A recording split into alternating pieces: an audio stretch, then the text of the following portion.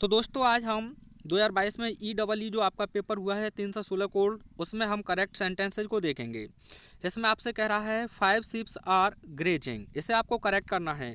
तो आपको ध्यान रखना है एक छोटी सी चीज़ कि जो आपका शिप वर्ड है यह पूरी भीड़ को रिप्रेजेंट करता है, यानी कि जो फीमेल होती हैं। और इसके साथ साथ आपको एक शब्द और ध्यान रखना है, डियर। जो हिरन होते हैं तो यह सिंगुलर भी होते हैं या प्लूरल भी होते हैं, यह सिंगुलर भी होते हैं या प्लूरल भी होते हैं। इनमें ज़बरदस्ती से हमें एस लगाकर प्लूरल बनाने की आवश्यकता नहीं है।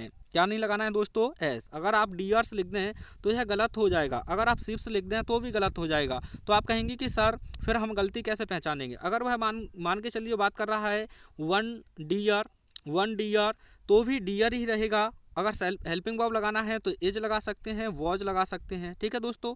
लेकिन जब यह कह दे 5 डियर्स, क्या कह दे 5 डियर्स, अगर वह कह दे 5 डियर्स तब भी यह गलत होगा। क्यों? डियर अपने आप में पहले से ही प्लूरल है तो हमें डियर्स नहीं लिखना है, बल्कि इसके साथ आपको हेल्पिंग वर्ब प्लूरल लिख सकते हैं। जैसे आप आर लगा सकते हैं, जैसे आप वर लगा सकते हैं, हैव लगा सकते हैं। तो प्लूरल हेल्पिंग वर्ब लगाना है। ज़्यादा प्लूरल होंगे तो अगर एक को सुनिश्चित कर रहा है तो सिंगुलर पर हेल्पिंग वर्ब लगाएंगे। लेकिन वह गलती आपसे जनरल एस या एस लगाता है। तो आई होप आप समझ गए हैं कि सीप में और हमें डियर में एस नहीं लगाना है। तो यहाँ किस में गलती थी? सीप में जो एस है। अगर हम बात करें, अगर अगला जो क्वेश्चन दिया है या फिर इसी से जोड़कर एक और क्वेश्चन मैं आपको बताऊं, कैटल, यह पूरी मानव जाति जो मवेशी होती है, मानव जाति नहीं मवेशी होती है, उसे रिप्रेजेंट करता है। तो इसमें भी आपको क्वेश्चन में एस नहीं लगानी है, लेकिन आपको ध्यान रखना है इसके साथ हमेशा प्लूरल ही हेल्पिंग वर्ब लगेगी। या तो आप आर लगाएं या वर लगाएं, हैव लगाएं, प्लूरल ही रहेगी। अर्थात इसमें हमें एस या ई एस लगाने की ज़रूरत नहीं है कैटल में। जैसे आपका प्यूपल हो गया, पुलिस हो गया, यह भी प्लूरल होते हैं। तो आपके लिए दमदार क्वेश्चन था। अगला कॉन्सेप्ट देखिए, हिज स्पेक्टिकल्स इज न्यू। लेकिन दोस्तों आपको ध्यान रखना है जो भी पेयर में होती हैं, जैसे चश्मा हो गया, स्लीपर्स हो गए, शूज हो गए, इनसे पहले आप पेयर नहीं लगा है। क्या नहीं लगा है? आप पेयर।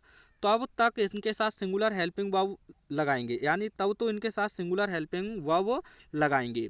अगर इनके साथ आप पेयर नहीं हैं तो फिर आपको हमेशा प्लूरल वर्ब लगानी है। और ध्यान रखना है इनमें एस या यस भी होनी चाहिए। ऐसे कौन कौन से हैं? स्पेक्टिकल्स हो गया, सीसर्स हो गया, सीसर्स माने आप जानते हैं कैंची होता है, ट्राउजर्स हो गया, ट्राउजर्स, और भी आपके पजामाज हो गए, टोंग्स हो गया, तो स्पेक्टिकल्स हो गया, सीसर्स हो गया, ये बहुत पूछे जाते हैं। शूज हो गया, तो इनके साथ हमेशा प्लूरल हेल्पिंग वर्ब का यूज किया जाता है या पेयर में होते हैं।